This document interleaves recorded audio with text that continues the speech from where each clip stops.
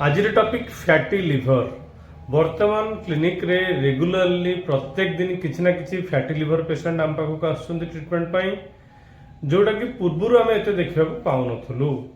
जितेबाला यार कारण उपरे आम सर्च कलु से देखिलु जे प्रकृत में फैटी लिवर रोगी संख्या ये बढ़ुची। तार कारण वर्तमान हाई कोलेस्ट्रोल आउ डायबिटीज रोगी संख्या दिन को दिन बढ़ी बढ़ी बढ़ी बढ़ी जाउची। जेते परिमाण में हाई कोलेस्ट्रोल आउ डायबिटीज रोगी संख्या बढ़ी बढ़ी जीव सेते परिमाण में आमे फैटी लिवर को अधिक परिमाण में देखा पाइबा। फैटी लिवर रो आउ गोटे सबुठ प्रमुख कारण होची मोटापा, जोटा कि ओबेसिटी। आउ जो मानकर फैमिली हिस्ट्री अच्छी फैटी लिवर से भी फैटी लिवर हमार संभावना बहुत परिमाण अच्छी। आउ एमती बहुत गुड़ा डिजीज अच्छी, डाइजेस्टिव प्रोब्लेम अच्छी, जो कि फैटी लिवर तैयारी हो जाए। ये जो फैटी लिवर को आम ट्रीटमेंट करने किछि मास समय लगी जाए, किंतु मु आपन को आज एमती गोटे घरोई उपचार विषय कहबी, गोटे एमती गोटे हेल्दी ड्रिंक विषय आपन को कहबी, जोटा कि जदि आप रेगुलारली प्रत्येक दिन खाली पेटे थरे किंबा दुई थर पीबे, ताहले किछि दिन भितर आप निश्चित भाव में देखिए जे फैटी लिवर टी ठीक हो जाउछि। ये जो हेल्दी ड्रिंक, ये ड्रिंक की घरे बनवा अति सहज 2 मिनिट कथा।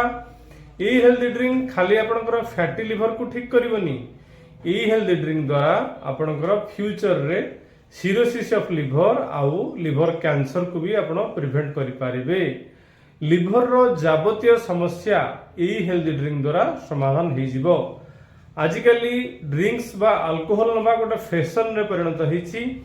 जो माने बहुत दिन धरिकी अल्कोहल सेवन करुछंती सेमानकर लिवर रे समस्या देखा जाय थाए, जोटा कि हमें अल्कोहलिक लिवर बोली कहि थाउ। सेही अल्कोहलिक लिवर को मध्य ये जो हेल्दी ड्रिंक जदि आम रेगुलर नबा, ताहले किछि दिन भितरे बा किछि मास भितरे लिवर ठीक हो जाई पारिबो। ये जो हेल्दी ड्रिंक टी सेति बहुत बहुत सारा गुरुत्वपूर्ण। तेणु आसतु जानिबा ये हेल्दी ड्रिंक को आम घरे केमती बनैबा। प्रथमे गोटे कप गरम पानी नबा। मार्केट रे मिलुथबा 2 टंकिया पाउच कॉफी ताकू आनिके ताधरे चिरिकी मिसेइबा। आधा चामच प्योर देसी गाई घी मिसेइबा किंबा गोटे चामच प्योर वर्जिन कोकोनट ऑयल मिसेइबा। ताकू भल की गोलेला परे ता देहरे आपण चेन्नई लेंबू चिपुड़ी दियंतु। बहुत टेस्टी हो जिवो। जदि मिठार आवश्यक यथा संभव आम चेष्टा करिया मिठा ताधरे पकेइबा नाही। जो मानकर मिठार आवश्यक अच्छी से माने चीनी न पकाई से गुड़ मिसई पारिबे किंबा सुगर फ्री टैबलेट ऐड करि पारिबे।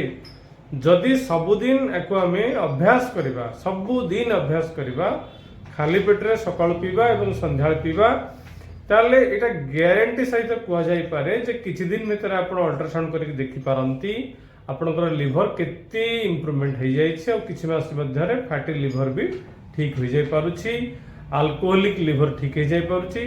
सबुठारु बड़ जोटा गुरुत्वपूर्ण कथा हला सेटा हला आपण फ्यूचर रे जो आजिकली कैंसर रो भय, सिरोसिस रो भय, से भय भी आपनकर रहबनी। ए जो हेल्दी ड्रिंक द्वारा एटा भी ठीक हो जाई पारिबो।